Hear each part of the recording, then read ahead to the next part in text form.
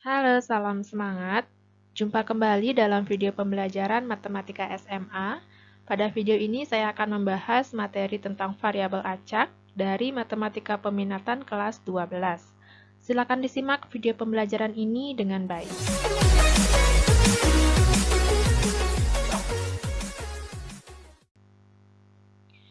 Nah, variabel acak itu apa sih?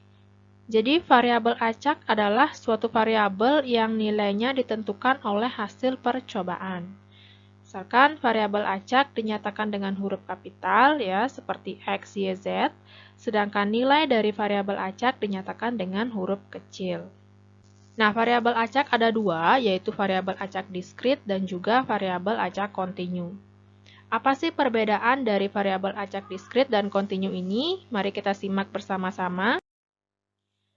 Jadi, perbedaan dari variabel acak diskrit dan juga kontinu, kalian lihat di tabel ya. Dalam variabel acak diskrit, nilainya itu diperoleh dari hasil menghitung, ya. Sedangkan dalam variabel acak kontinu, nilainya itu diperoleh dari hasil mengukur. Nilai dari variabel acak diskrit ini berupa bilangan bulat, sedangkan dalam variabel acak kontinu, nilainya itu berupa bilangan real. Notasi dari variabel acak diskrit yaitu X kapital. Ingat, X kapital ini menyatakan variabel acaknya, sedangkan X kecil ini menyatakan nilai dari variabel acak. Nah, kalau di variabel acak kontinu, notasinya itu berupa interval. Jadi, X sama dengan X, di mana X lebih dari atau sama dengan A, X kurang dari atau sama dengan B. Ya, jadi perbedaannya itu kalau di notasinya, di sini menggunakan tanda sama dengan, kalau di kontinu dia menggunakan tanda pertidaksamaan ya. Untuk contohnya, misalkan di diskrit, contohnya itu bilangan asli kurang dari 5. Nah, kalau kita disuruh mencari bilangan asli kurang dari 5, itu kan bisa kita hitung ya. Anggotanya ada 1, 2, 3, dan 4. Jelas ya, karena asli itu dimulai dari 1. Jadi kalau ditanyakan bilangan asli kurang dari 5 bisa kita cari, yaitu 1, 2, 3, dan 4. Ini anggota-anggotanya. Nah, kalau di kontinu, misalkan contohnya, menentukan bilangan real kurang dari 5. Nah, coba kalian pikirkan. Bilangan real itu dimulai dari negatif tak hingga sampai positif tak hingga. Kalau di sini kita dinyatakan disuruh mencari bilangan real kurang dari 5, berarti anggotanya itu dari negatif tak hingga sampai 4, gitu kan? Nah, kalau itu kita jabarkan kan terlalu banyak. Nah, makanya kita tuliskan menggunakan interval. Nah, penulisannya jadi seperti ini. X lebih dari atau sama dengan negatif tak hingga, dan X kurang dari atau sama dengan 4. Ya, jadi kita harus tuliskan dalam bentuk interval dia, karena kalau kita jabarkan anggotanya itu terlalu banyak. Atau contoh lainnya ya, misalkan di diskrit, sekeping uang logam dilempar 2 kali. Variabel acak X kapital itu menyatakan banyaknya sisi angka yang diperoleh. Nyatakan hasil yang mungkin sebagai variabel acak. Nah, kalau dalam variabel acak diskrit, untuk menentukan variabel acak X-nya itu, kita harus menentukan ruang sampelnya dulu. Jadi, karena di sini ada sekeping uang logam yang dilempar 2 kali, maka ruang sampel yang kita peroleh itu ada angka-angka, kemudian angka gambar, gambar angka, dan juga gambar-gambar. Kemudian, X ini, ingat dia menyatakan sisi angka yang muncul. Berarti kita hitung angka yang muncul ada berapa. Di sini ada 1, 2. Angkanya muncul 2, berarti X-nya 2. Kemudian di sini angkanya muncul 1, di X-nya 1. Di sini juga sama, angkanya muncul 1, berarti X-nya 1. Nah, kalau di sini ruang sampelnya gambar-gambar, berarti nggak ada angka. Maka X-nya 0. Sehingga variabel acak yang mungkin dari pelemparan sekeping uang logam ini sebanyak 2 kali, yaitu X-nya adalah 0, 1, dan 2. gitu ya.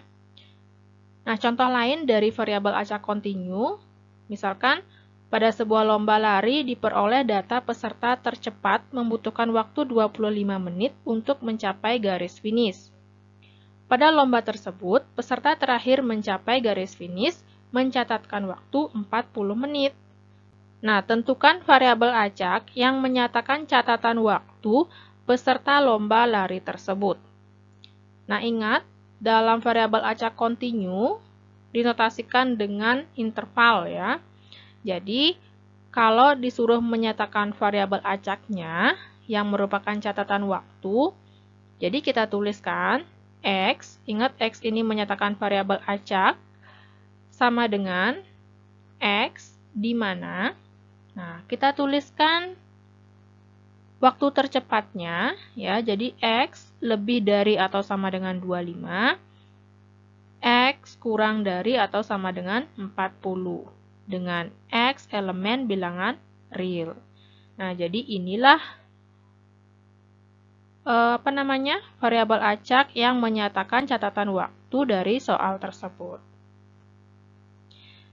Jadi, kalian bisa lihat perbedaannya ya. Kalau dalam variabel acak diskrit itu nilainya berupa bilangan bulat, ini. Kalau di kontinu berupa bilangan real. Ingat, variabel acak diskrit itu diperoleh dari hasil menghitung, kalau variabel acak kontinu diperoleh dari hasil mengukur. Jelas ya? Nah, sekarang kita akan bahas mengenai variabel acak kontinu.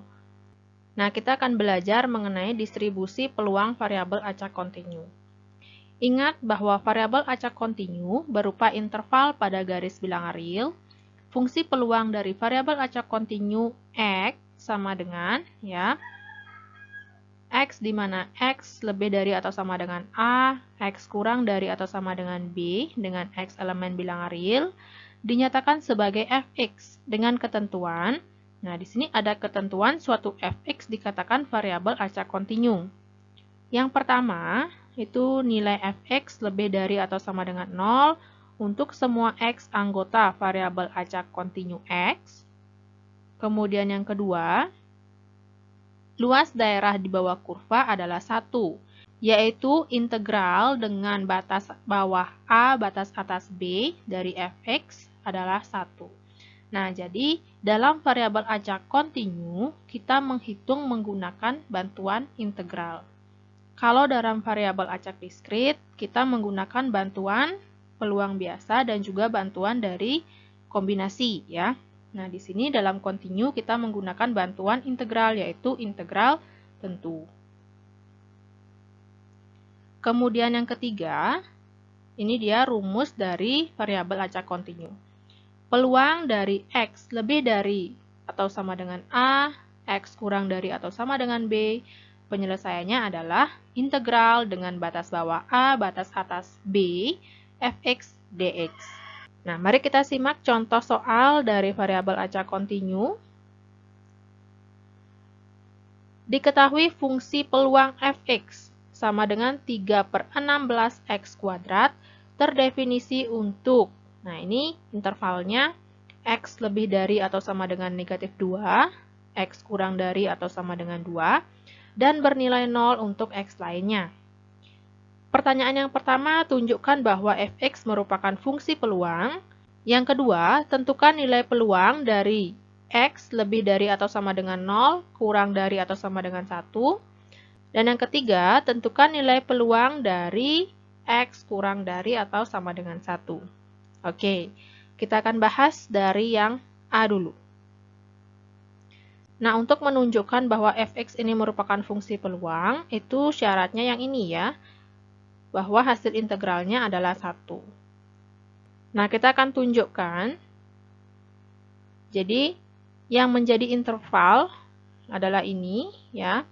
Negatif 2 sebagai batas bawah, kemudian 2-nya sebagai batas atas. Jadi, penulisannya integral dengan batas bawah negatif 2, batas atasnya 2, dari fungsi fx yaitu 3/16 x kuadrat dx. Nah, sekarang kita integralkan dulu. Kita integralkan 3/16 x kuadrat. Ingat rumus integral? Nah, ini dia rumus integral. Jadi ketika ada soal integral dari x pangkat n dx, itu rumusnya adalah 1 per n tambah 1 x pangkat n tambah 1 ditambah c, yaitu konstanta. Jadi kita integralkan ini dulu ya, menggunakan integral tak tentu yang ini. Nah, jadinya 3 per 16 dikali 1 per n-nya di sini kan 2 ya, berarti 2 tambah 1 x pangkat 2 tambah 1. Nah, kemudian karena di sini integral tentu ada batasnya, batas bawah dan atas, jadi kita tuliskan batas atas dan bawahnya di sini. Atas bawahnya minus 2, atasnya 2. Kita selesaikan ini dulu. Menjadi 3 per 16 dikali 1 per 3 x pangkat 3. Dengan batas atas dan bawahnya sama. Kemudian ini bisa kita sederhanakan, 3-nya kita coret. Jadi yang tersisa adalah 1 per 16 x pangkat 3 dengan batas bawah minus 2, batas atas 2. Nah, ini hasil integral tak tentunya. Sekarang kita cari nilainya menggunakan bantuan integral tak tentu. Nah, ini dia rumusnya. Tadi kita sudah sampai di sini. Ya, ini dia. Sekarang kita cari nilai dari integral tak tentunya dengan menggunakan rumus ini. Ya. Jadi kita akan mensubstitusikan batas atas dan bawahnya. Berarti di sini batas atas dikurangi dari batas bawah. Atau substitusi batas atas dikurangi substitusi batas bawah. Jadinya seperti ini. Tadi hasil tak tentunya ini 16x pangkat 3 berarti 1 per 16 dikali, nah x-nya kita ganti dengan batas atasnya, yaitu 2 pangkat 3 dikurang 1 per 16, x-nya kita ganti dengan batas bawah, minus 12 pangkat 3. Hasilnya adalah 1 per 16 kali 8 dikurang 1 per 16 dikali minus 8. 1 per 16 dikali 8, hasilnya 1 per 2, kemudian 1 per 16 dikali minus 8, hasilnya minus 1 per 2. 1 per 2 dikurangi minus 1 per 2, itu menjadi 1 per 2 tambah 1 per 2 ya. Hasilnya adalah 1. Nah, jadi kita bisa simpulkan, fungsi fx, yaitu 3 per 16x kuadrat ini merupakan fungsi peluang, karena hasilnya 1, gitu ya. Jelas? Nah, kalau masih bingung mengenai integral, silakan dipelajari kembali ya materi integral di matematika wajibnya. Kita lanjutkan untuk yang B.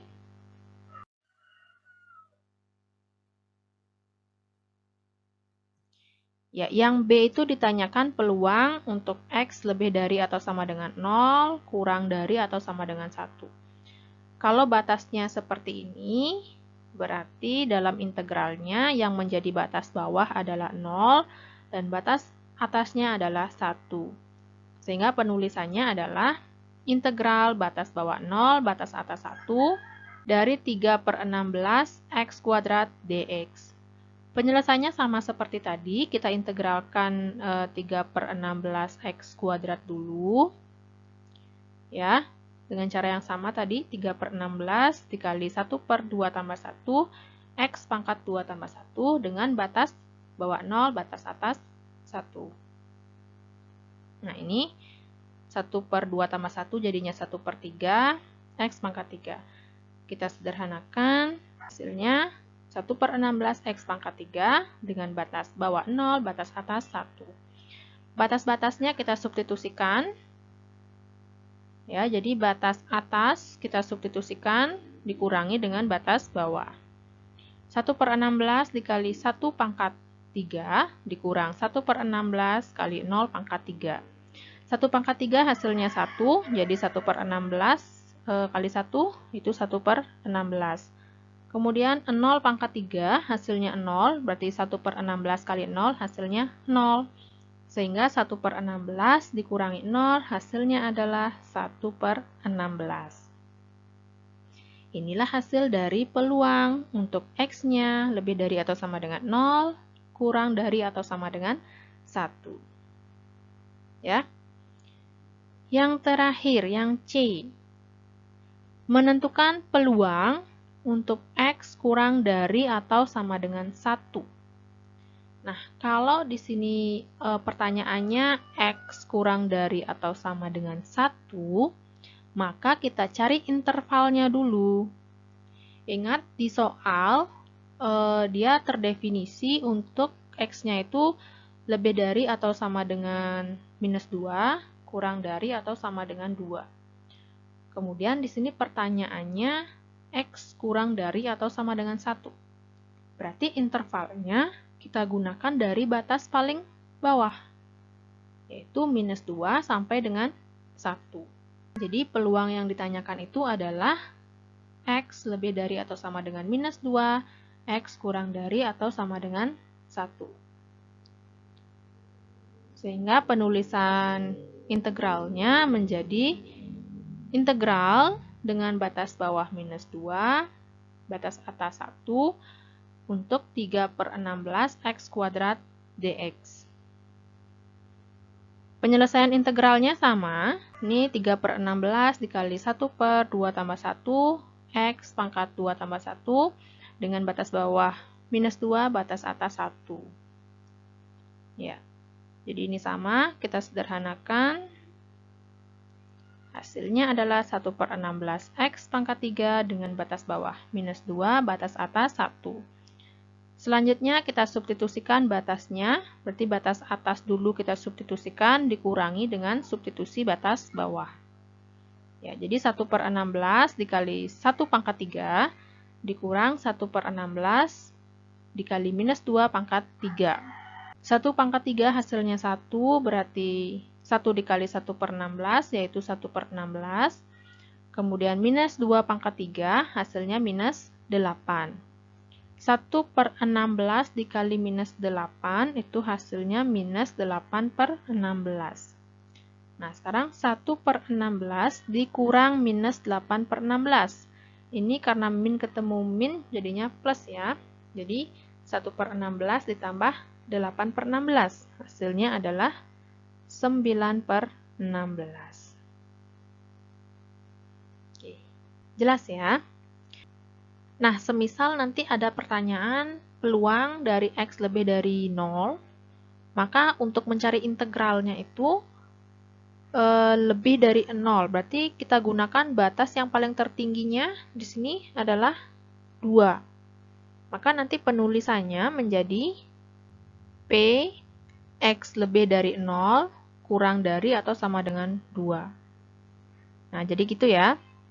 Oke, demikian dulu pembahasan mengenai variabel acak kontinu ya. Jadi tadi sudah dijelaskan perbedaan diskrit dan juga kontinu sudah jelas. Kemudian kita juga sudah membahas contoh soal mengenai distribusi peluang variabel acak kontinu. Semoga video pembelajaran ini bisa membantu kalian dalam belajar memahami variabel acak kontinu. Ingat, materi prasyaratnya itu adalah sebuah integral. Jadi, pelajari kembali materi integralnya. Saya ucapkan selamat belajar dan sampai jumpa di video berikutnya. Bye-bye.